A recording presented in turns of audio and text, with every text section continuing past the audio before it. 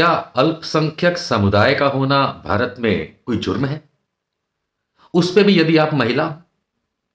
हम लोग भारत के इतिहास में, खासकर अभी हाल के इतिहास में, हम लोग ये चीज भली भांति देख चुके हैं कि यदि आप अल्पसंख्यक समुदाय से हैं तो हाल में जो हिंदुत्ववादी सरकार है, चाहे राज्य की हो कई जगह है, या केंद्र की हो, वो अल्पसंख्यक समुदाय के साथ कैसा बर्ताव करती है और दिखाती है कि वो उनके हितैषी हैं।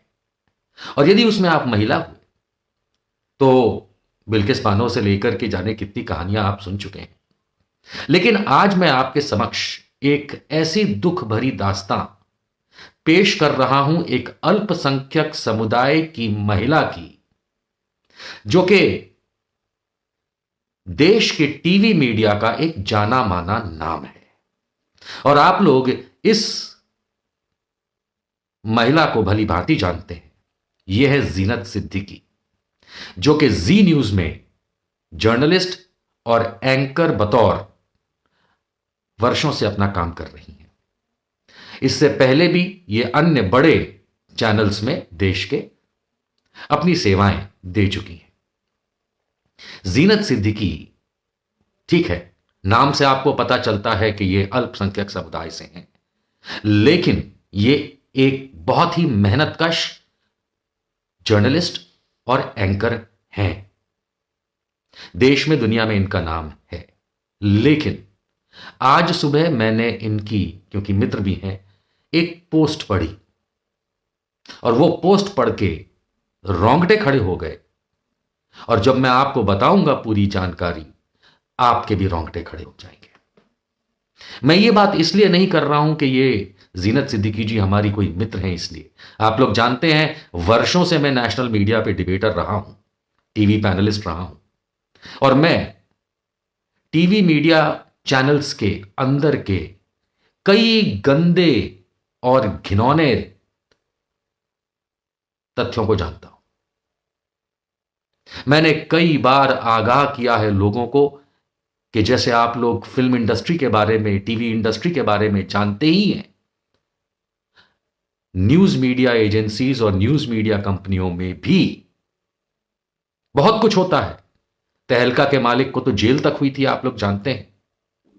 आज मैं जीनत सिद्दीकी जी, आपकी परमिशन से आपकी ये कथा, गाथा, तकलीफ, मुसीबत, परेशानी इसलिए बताना चाहता हूं पूरी देश और दुनिया को, क्योंकि आपके अल्पसंख्यक होने की वजह से उत्तर प्रदेश की सरकार, पुलिस ना तो आपकी मदद कर रही है, और जी न्यूज में हुए आपके साथ अभद्र व्यवहार ही नहीं, लेकिन यौन उत्पीड़न को भी आज मैं देश दुनिया के सामने रखना चाहता हूं, जो आप पहले ही लिख चुकी हैं। आइए, मैं पहले आप लोगों को जीनत जी की पोस्ट क्या लिखी है, कितनी दर्द भरी दास्तां है, वो मैं आप लोगों को पहले बताता हूं। एक एक करके समझिएगा और मैं पूरा पढ़ के सुनाऊंगा, ताकि आप लोगों को पूरी जानकारी मिले कि कैसे एक अल्पसंख्यक महिला, मेहनतकश जर्नलिस्ट, टीवी एंकर के साथ इस देश में क्या होता है। जीनत जी अपने कुछ घंटे पहले की बात है, अपने फेसबुक पोस्ट पे लिखती हैं कि ये मेरा अनलॉफुल टर्मिनेशन ऑर्डर, जिसे मैं बिना किसी शर्म के आप लोगों के सामने रख रही हूं, अब ये जानिए ये मुझे दिया कैसे गया। देखिए, मैं आपको पहले ही बता दूं कि इन्होंने, जीनत जी ने, अपने चैनल हेड और वहां के कुछ लोगों के खिलाफ पहले से यौन उत्पीड़न की शिकायतें कर रखी थी। उसके बाद क्या हुआ, और क्योंकि जी न्यूज बहुत बड़ा चैनल है, वाह, इसलिए पुलिस भी जीनत जी की मदद करने को तैयार नहीं। अब आप देखेंगे कैसे। जीनत जी लिखती हैं कि मैं रोज की तरह ऑफिस गई शनिवार, जिस दिन 70% स्टाफ, एचआर डिपार्टमेंट ऑफिस नहीं आता है, क्योंकि सैटरडे संडे ऑफ होता है। अब वो पैराग्राफ वाइज लिखती हैं। पहला पैरा वो बताती हैं, वक्त सुबह 10:20, कहती हैं मेरी घेराबंदी कर जबरदस्ती एक मीटिंग में ले जाया गया, मेरा सामान, बैग, मोबाइल अपने कब्जे में ले लिया गया, मुझे एक कमरे में बंधक बना लिया गया, ना वॉशरूम जाने की इजाजत थी, ना अपनी मां से ही फोन पे बात करने की इजाजत। घेराबंदी ऐसी कि कभी महिला गार्ड देखती तो कभी मेरे पास से कोई मुस्कुरा कर निकलता आदमी मुझे देखता। दहशत के मारे जीनत जी कहती हैं कि मैं वापस जाने की जिद करने लगी घर। मुझे चाय दी गई, कहती हैं मैंने नहीं पी। कहती हैं मुझे महिला गार्ड कहती है मेरे मैडम, अरे मैडम पी लीजिए, कुछ मिलाया नहीं है इसमें। मैं पीकर दिखाऊं क्या, ऐसा गार्ड ने कहा, महिला गार्ड ने। इन्होंने कहा, मैंने कहा दीदी आप पी लीजिए, मैं नहीं पीऊंगी। क्यों नहीं पियोगी, पीना पड़ेगा, इस तरह से महिला गार्ड उन पे चिल्लाई। मैंने नहीं पी, कहती हैं तो पीना पड़ेगा, ये उनकी जिद थी गार्ड की, महिला गार्ड की। काफी देर बाद बिस्किट लाए, कहा गया अरे खा लो वगैरह, लेकिन उन्होंने नहीं खाया। अब इसके बाद क्या होता है, जीनत जी कहती हैं कि उस मीटिंग रूम के अंदर क्योंकि इस तरीके से व्यवहार हो रहा था, मेरी धड़कनें तेज होने लगी, मैं रोने लगी। फिर अमित बंसल नाम का एक व्यक्ति उस मीटिंग रूम में आता है। जी, अमित बंसल, ये मुझसे, जीनत जी कहती हैं कि जीनत जी के साथ बदतमीजी से बात करता है और डराता है, धमकाता है, चिल्लाता है, रौब दिखाता है, नौकरी से निकाल देने की धमकी देता है। पौश की शिकायतें जो इन्होंने कर रखी थी उसके खिलाफ ये सारा एक्शन इनके लिए किया जा रहा था। जीनत जी बताती हैं कि अमित बंसल ने यह कहा कि शिकायतें निपटवा दो। इसका वो दावा कर रहा है कि मैं निपटवा दूंगा वो सारी शिकायतें। मेरी कुर्सी के आसपास घूमने लगा, चिल्लाने लगा ये आदमी। जीनत जी कहते हैं मैंने मीटिंग का एजेंडा पूछा कि क्यों मुझे यहां बिठाया गया है, तो वो मुझे नहीं बताया गया। जीनत जी आगे लिखती हैं कि मैंने उससे उसका नाम पूछा तो उसने नहीं बताया, जो कि बाद में अमित बंसल मालूम चला। फिर वो लिखती हैं कि मैंने उससे उसका नाम पूछा तो उसने नहीं बताया। खैर मैंने बाद में मालूम किया और मालूम चला कि सिक्योरिटी डिपार्टमेंट का कोई हेड है ये अमित बंसल। फिर जीनत जी लिखती हैं कि मैं उसे बार बार, यानी अमित बंसल को बार बार पौश की शिकायत के बारे में बता रही थी, कानूनों के धज्जियां उड़ाने के बारे में बता रही थी, जांच के नाम पे कैसे इन लोगों ने, कंपनी ने कुछ नहीं किया उसके बारे में बता रही थी। तो उल्टे सीधी बातचीत, उल्टे सीधे सवाल और कमेटी वगैरह की बातचीत वो करने लगा। तीसरा पॉइंट, जीनत जी लिखती हैं कि फिर जबरन मुझसे रेजिग्नेशन यानी इस्तीफे पर साइन कराने की कोशिश हुई। कहती हैं मैंने साइन नहीं किए और वहां से जाने के लिए उठी। मुझे जबरन रोकते हुए बोले, ये अमित बंसल साहब ये बोले कि तुम नहीं जा सकती, इसे टर्मिनेट करो। जानलेवा तरीके से मुझे बंधक बनाया हुआ था, यह जीनत सिद्दीकी जी का कहना है। मैं जाने के लिए जब खड़ी हुई तो महिला गार्ड्स ने घेर लिया। मैं जैसे तैसे उस कमरे से बाहर निकली, अपने बैग की तरफ मेरे सामान से छेड़खानी की गई थी। मैं बेसुध पहले खड़ी रही और अचानक कांपते हुए बैठ गई। एक महिला गार्ड ने मुझे छुआ, बोली मैडम आपका शरीर तो ठंडा पड़ चुका है। स्वाभाविक सी बात है एक महिला के साथ। खैर आगे वो लिखती हैं, दूसरी महिला गार्ड कहती है आई कार्ड दीजिए, यानी वापस दीजिए।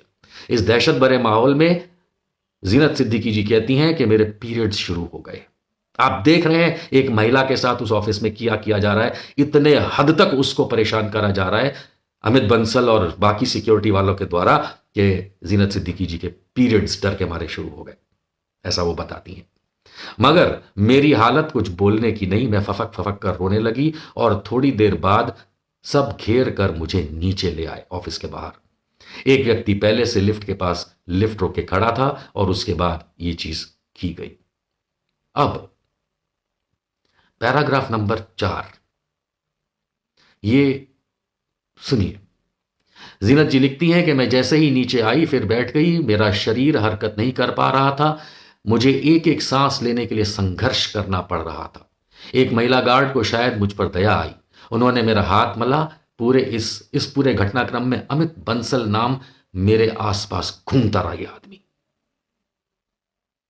मैं थोड़ी सामान्य हुई तो जैसे तैसे सबकी घेराबंदी में ही ऑफिस से बाहर निकली और गुप्ता चौक के पास एक पेड़ के नीचे बैठ गई। वहीं है फिल्म सिटी में। सोचिए जो हो रहा था वो मेरे परिवार को या मेरे किसी परिचित तक को नहीं पता था उस समय तक कि मैं किसी मीटिंग में हूं या क्या होने वाला है मेरे साथ। देश में महिलाओं के साथ तो वैसे ही कैसा उत्पीड़न होता है, अल्पसंख्यक होना तो और बड़ा गुनाह सा लग रहा है यहां। 5वें पॉइंट में वो लिखती हैं, मैंने बहुत कम में बताने की कोशिश की है ये सब 2 घंटे, मतलब ऊपर जो अभी आपको बताया गया है, ये सब 2 घंटे से ज्यादा तक चलता रहा। जैसे तैसे मैं घर पहुंची, पहले से एचआर हेड यानी ह्यूमन रिसोर्सेज डिपार्टमेंट की जो हेड होती हैं पूजा डुग्गल के साइन से तैयार टर्मिनेशन ऑर्डर मेरे निजी ईमेल पर भेजा जा चुका था। पूजा डुग्गल जी नमस्ते। शायद आपको तो पता ही नहीं है कि वहां हो क्या रहा था। खैर, अगर पता है तो बहुत शर्म की बात है, बट एनीवेज मैं जानबूझ के पूजा डुग्गल जी की फोटो यहाँ नहीं लगा रहा हूं, क्या पता उन्हें पता है कि नहीं पता है, बट एनीवेज उनकी ईमेल पर भेजा जा चुका था, यानी जीनत सिद्दीकी को मिल चुका था, ताकि आदतन लड़कियों को तंग करने वाले, अब आप ध्यान से सुनिए, ताकि आदतन लड़कियों को ये ईमेल भेजा, टर्मिनेशन ऑर्डर भेजा जा चुका था जो इनकी ईमेल पे आया पड़ा हुआ था। पूजा डुग्गल एचआर हेड जी कंपनी ने भेजा था, जी न्यूज वालों ने, क्योंकि जीनत जी कहती हैं कि आदतन लड़कियों को तंग करने वाले रमेश चंद्रा को बचाया जा सके। अब ये रमेश चंद्रा जो आप देख रहे हैं ये है इस चैनल का हेड, जिस चैनल में ये काम है। देखिए जी के कई सारे चैनल्स हैं, तो दिल्ली एनसीआर हरियाणा चैनल जो है उसके हेड हैं श्रीमान रमेश चंद्रा। इनको बचाया जा सके इसके लिए, और ये आदतन बात है कि लड़कियों को ये तंग करते हैं और इनको बचाया जा सके इसलिए ऐसा हुआ, जैसे 2019 में भी बचाया गया था और पीड़िता को ही तरह तरह से यातनाएं देकर टर्मिनेट कर दिया गया था। पीड़िता का नाम उन्होंने नहीं लिखा है, उन्होंने बताया है कि सोमवार को फिर ऑफिस गई एचआर हेड पूजा डुग्गल से मिलने और अपने निजी सामान को लेने, कोई सहयोग नहीं मिला। मैंने 112 पर कॉल की, जो कि हेल्पलाइन है पुलिस की, 112 पर कॉल की और फिर लिखित में थाने जाकर शिकायत दी।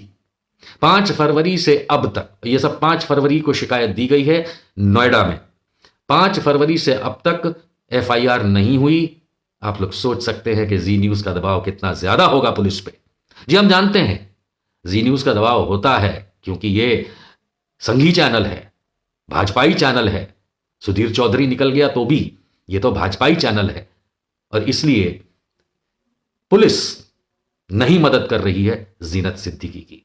एनीवेज वो आगे लिखती हैं कि अकूट संपत्ति और साम्राज्य के आगे मैं कहीं नहीं खड़ी हो पाऊंगी, आप लोगों के सहयोग के बिना मेरी मदद कीजिए। क्योंकि जी न्यूज एक बहुत बड़ा चैनल है। नोएडा पुलिस एफआईआर दर्ज करो आरोपियों के खिलाफ, लेकिन नोएडा पुलिस 5 फरवरी को लिखी हुई दी गई शिकायत आज तक उसने, इस समय तक उसने नहीं रजिस्टर करी है एफआईआर। 9 फरवरी को मैं आपसे दोपहर में बात कर रहा हूं, क्यों नहीं करी?